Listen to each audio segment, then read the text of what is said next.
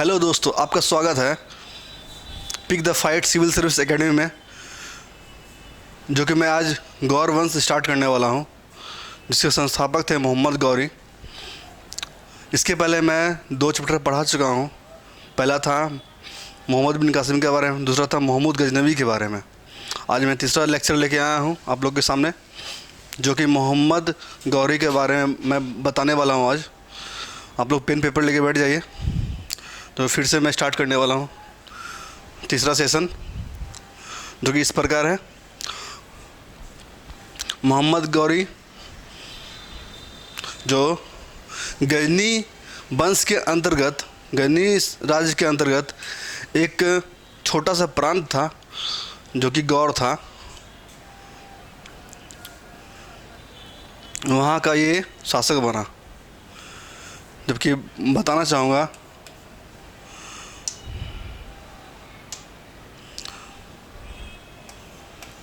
मोहम्मद गौरी का जन्म 1149 ईस्वी में अफ़गानिस्तान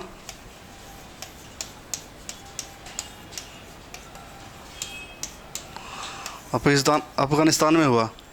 मोहम्मद गौरी का जन्म कब हुआ? 1149 में अफ़गानिस्तान में हुआ। मोहम्मद गौरी का वास्तविक नाम क्या था? वास्तविक नाम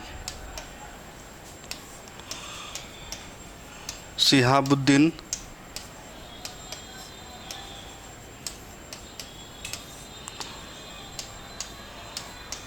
मोहम्मद गौरी।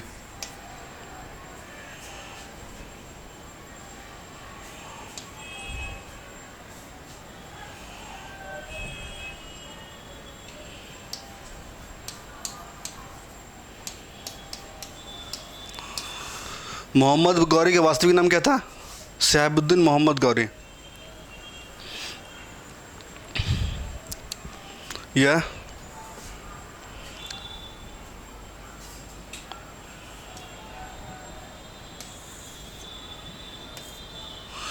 गौर वंश का शासक कब बना?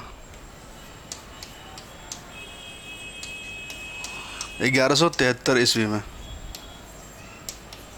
ठीक है। इसके इसका जन्म कहाँ हुआ था?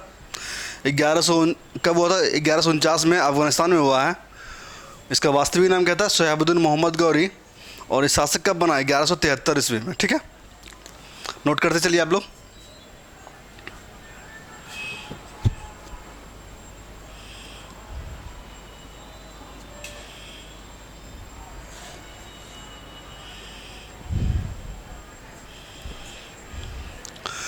इसका मुख्य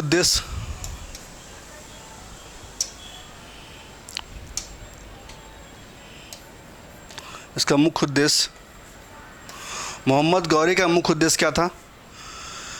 भारत में अपने साम्राज्य का विस्तार करना। ठीक है, भारत में इसका मुख्य उद्देश्य क्या था?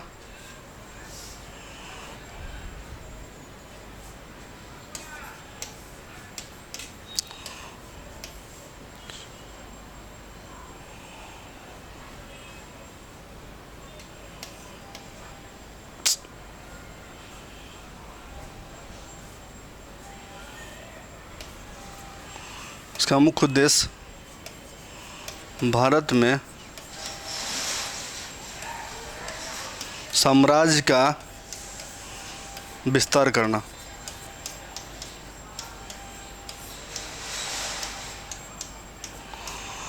आप लोग नोट कर लिए होंगे, उम्मीद था। मैं आगे बढ़ता हूँ, स्क्रीनशॉट ले लीजिए आप लोग।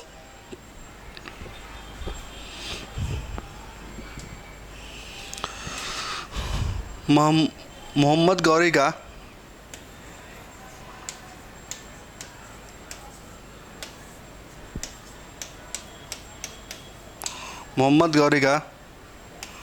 पहला आक्रमण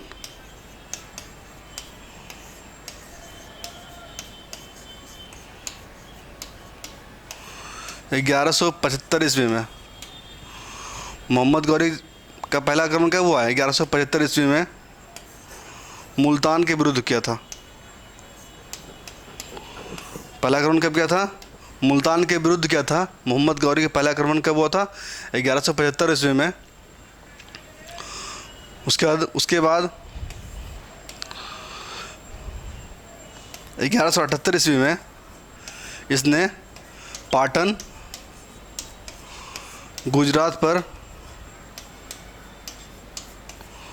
पर आक्रमण किया।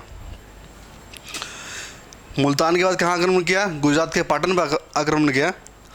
वहाँ के शासक, वहाँ उस समय चालुक्य वंश का शासन था।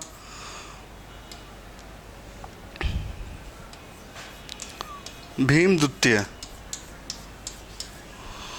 चालुक्य वंश शासक कौन था? उस समय भीम द्वितीय था। इसे मूलराज द्वितीय भी कहा जाता है।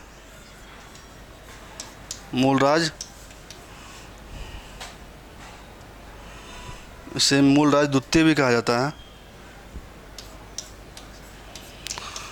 भीमराज द्वितीय का दूसरा नाम क्या है? मूलराज द्वितीय है। जब इन्होंने पाटन, गुजरात पे आक्रमण किया तो उस समय मोहम्मद गौरी को इसकी विधवा माँ, किसकी विधवा माँ? मूलराज द्वितीय की विधवा माँ नायिका देवी ने दोनों मिलकर, माँ बेटे मिलकर मोहम्मद गौरी को माउंट आबू पर्वत पर बुरी तरह से हरा देता है, बुरी तरह से पराजित करता है। आप लोग नोट करते चलिए, ठीक है।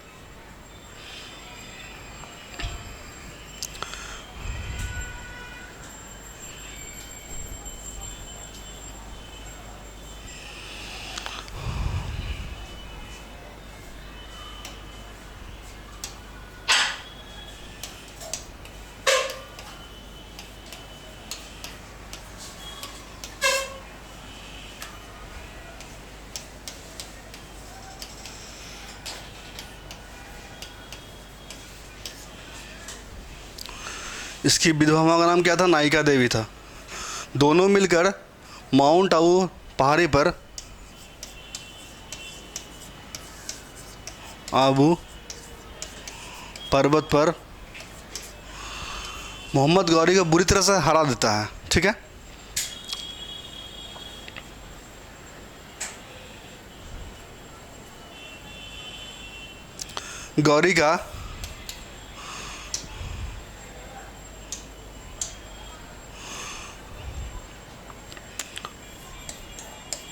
गौरी का पहला हार था जब यह भारत में हारा।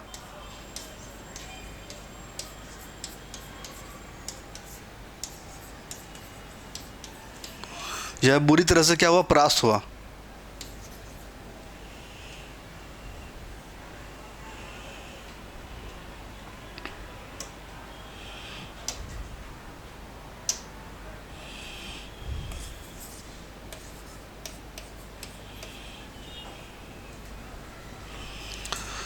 अगर सेशन पसंद आए तो लाइक, शेयर, सब्सक्राइब जरूर करें और कमेंट भी करें।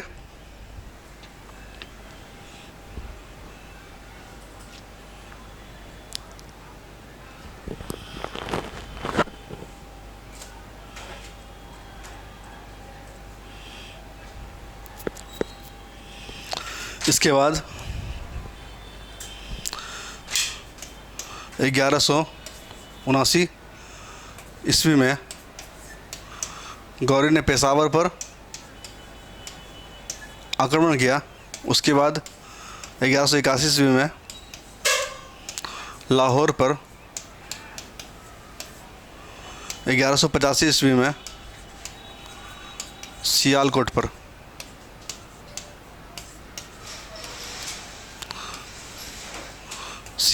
आक्रमण किया, जो कि पाकिस्तान में पड़ता है। सियालकोट कहाँ पड़ता है? पाकिस्तान में।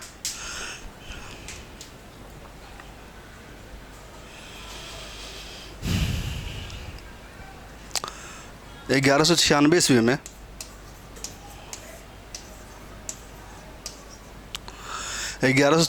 में मोहम्मद गौरी ने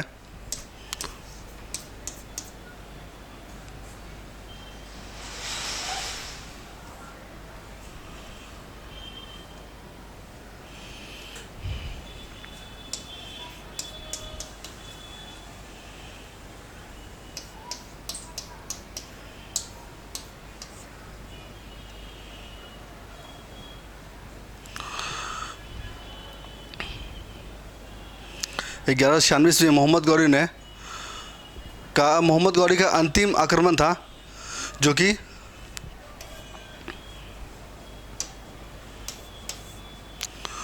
राजस्थान और गुजरात था।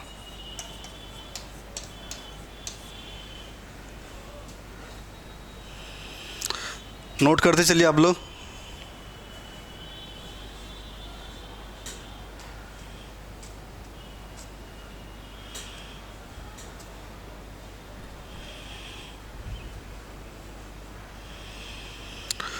वहाँ का राजा कौन था? कुमारपाल और सुलक्षण पाल।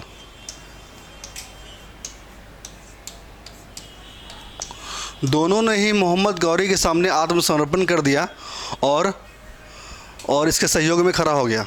ठीक है, ये अंतिम आक्रमण था 1196 में। मोहम्मद गौरी का क्या था? अंतिम आक्रमण। आक्रमण बोले या अभियान बोलिए, दोनों एक ही चीज़ है। ठीक है,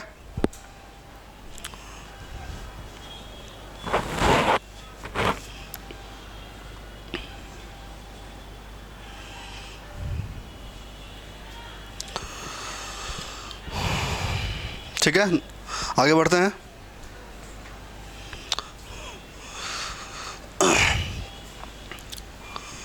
बारह सौ छः ईस्वी में, सॉरी 1206 नहीं, 1191 ईस्वी में इसने क्या किया?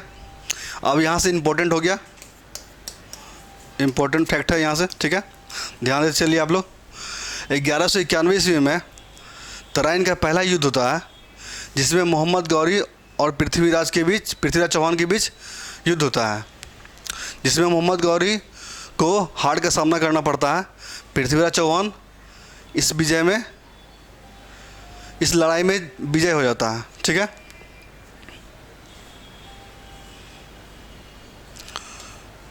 ये लड़ाई होने का कारण यही था, 1189 ईस्वी में मोहम्मद गौरी ने भटिंडा किला पर आक्रमण करता है और उसको अपने कब्जे में ले लेता है, उस पर अधिकार कर लेता है, जिसकी वजह से पृथ्वीराज चौहान क्रोधित होकर, तत्कालीन कारण यही था कि भटिंडा पे अगर आक्रमण नहीं करता तो तराइन का पहला युद्ध देखने को नहीं मिलता। ठीक है,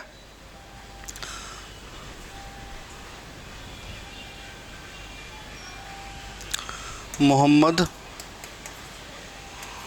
गौरी और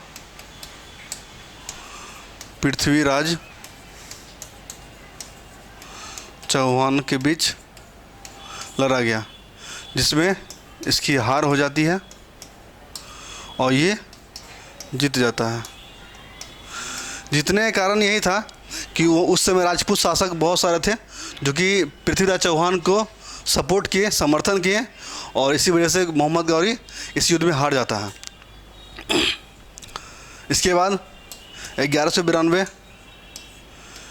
ईस्वी में तराइन का द्वितीय युद्ध होता है। ये क्या है? तराइन का प्रथम युद्ध जो मोहम्मद गौरी और पृथ्वीराज चौहान के बीच होता है, और 1192 में भी तराइन का द्वितीय युद्ध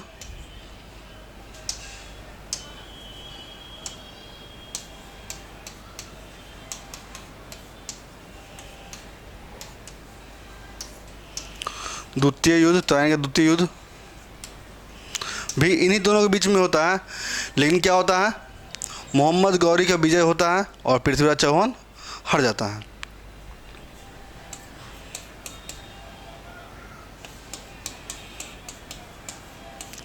गौरी और पृथ्वीराज चौहान के बीच में ये भी लड़ाई होता है।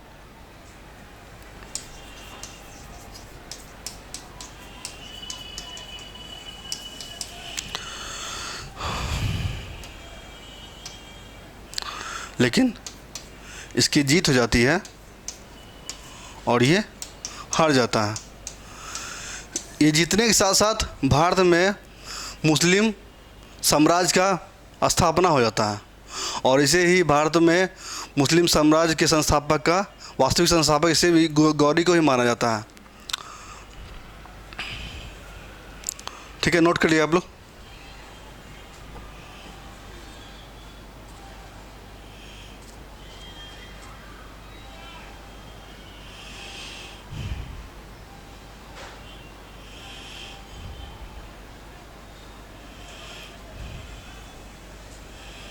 ठीक है,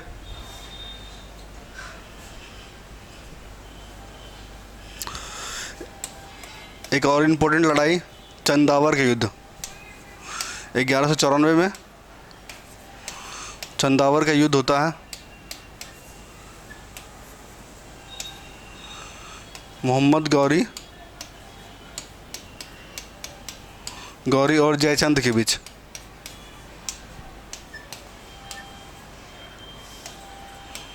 चंद के बीच क्या कौन सा लड़ाई होता है? चंदावर युद्ध मोहम्मद गौरी और जयचंद के बीच में होता है, जिसमें गौरी की जीत होती है और जयचंद की हार होती है। ठीक है, गौरी जीत जाता है इस युद्ध में। ये कहाँ का शासक था? कन्नौज का। ये शासक था कहाँ का? कन्नौज का।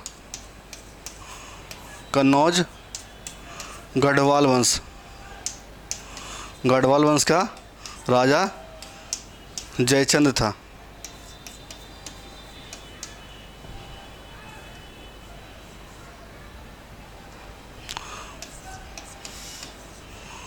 जयचंद था। इसे हरा दिया जाता है चंदावर के युद्ध में जयचंद को, और 24 दिनों तक मोहम्मद गौरी ने कन्नौज को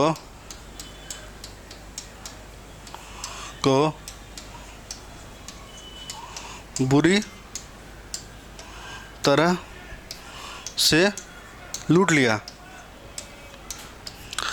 24 दिनों तक गौरी ने भरपूर धन संपत्तियां कन्नौज से लूट लिया, और ये इस अपमान का जयचंद जो है ना, ये अपना अपमान का बदला न सहने की वजह से आत्महत्या कर लेता है। ठीक है, नोट करते चलिए आप लोग।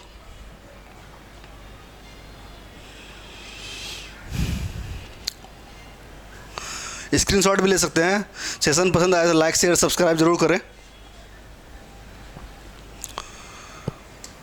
एक पुस्तक है पृथ्वीराज रासो। पृथ्वीराज रासो के रचयिता कौन है?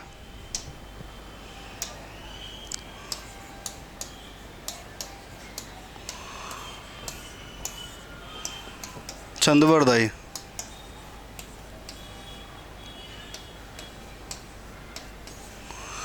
ये एग्ज़ाम के पॉइंट ऑफ व्यू से ये पुस्तक इम्पोर्टेंट होता है। ठीक है, ये पृथ्वीराज चौहान के बारे में ये पुस्तक में सारा वर्णन मिलता है, जो कि किसने लिखा था? चंदवरदाई ने लिखा था। ठीक है, चंदवरदाई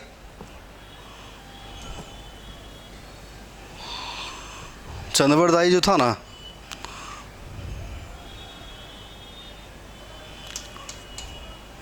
पृथ्वीराज के दरबारी कवि था और परम मित्र भी थे।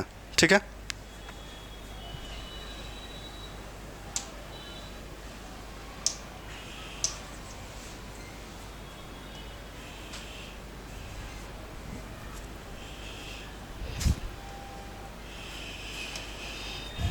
दरबारी कवि पृथ्वीराज चौहान के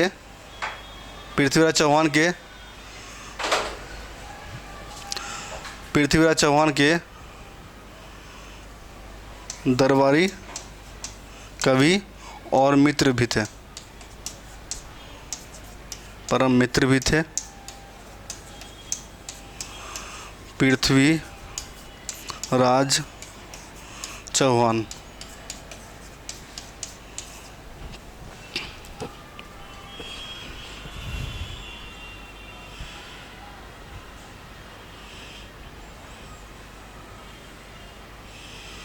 नोट करिए।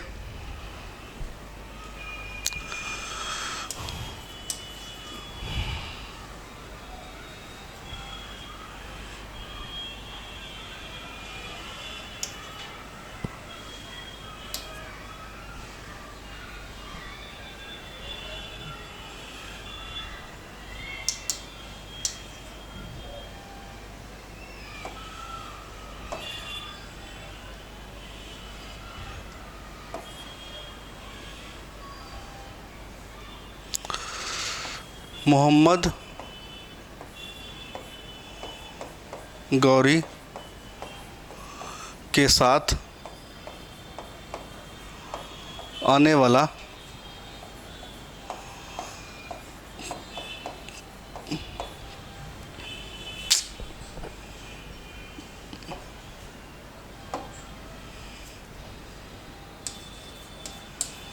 मोहम्मद गौरी के साथ आने वाला सूफी संत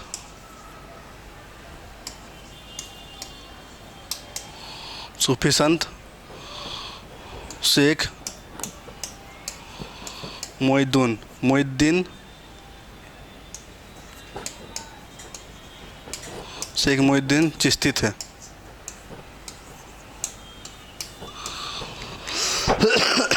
इसने ही भारत में चिश्ती संप्रदाय के संस्थापक इसी को माना जाता है। चिश्ती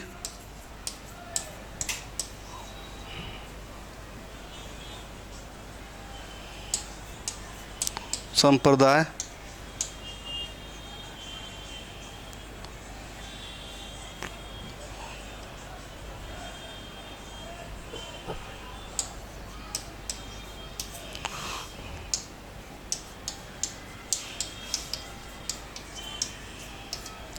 चिश्ती संप्रदाय संस्थापक इसे ही माना जाता है भारत में। ठीक है। मोहम्मद गौरी के साथ कौन आया था? शेख मोहिद्दीन चिश्ती भारत आया था।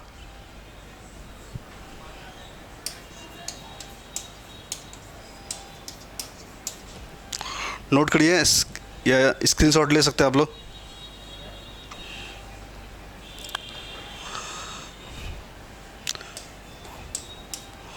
मोहम्मद गौरी का एक इम्पोर्टेंट क्वेश्चन है। सिक्कों के एक तरफ मतलब ये साइड एक साइड सिक्कों की तरफ एक साइड क्या किया? एक कलमा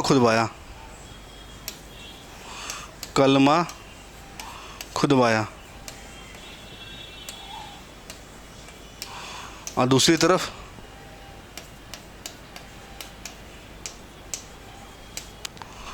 और इसके दूसरी तरफ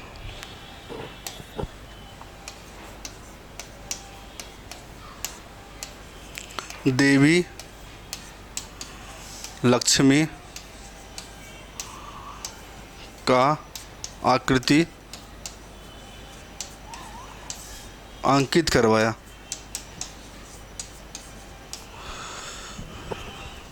ये इंपॉर्टेंट क्वेश्चन है, पूछा जाता है एग्जाम में।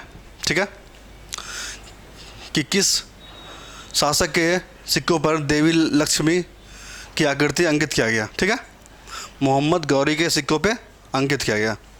नोट करिए।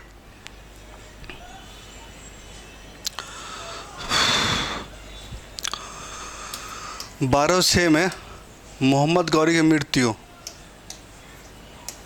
कब होता है? 12/6 15 मार्च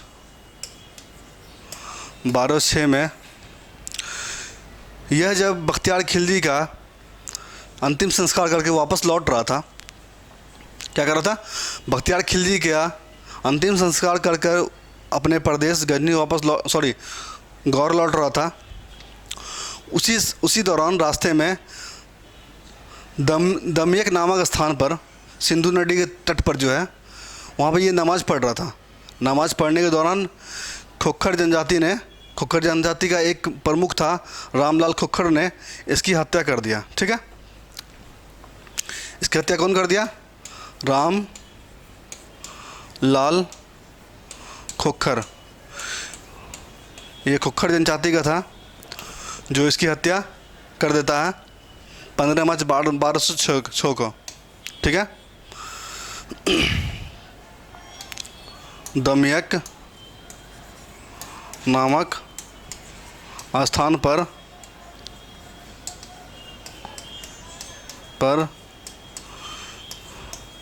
जब यह नमाज पढ़ रहा था, यह दमयक नामक स्थान कहाँ पड़ता है? सिंधु नदी के तट पर।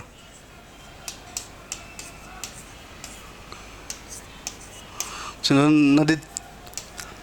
नदी तट पर स्थित है। इसी के साथ ही मैं इस सेशन को समाप्त करता हूँ। सारा इंपॉर्टेंट क्वेश्चन मैं बता दिया हूँ। अगर क्या बोलते हैं, सारे क्वेश्चन बता दिया हूँ। इसको नोट भी कर लिया, नहीं तो स्क्रीनशॉट ले सकते हैं आप लोग।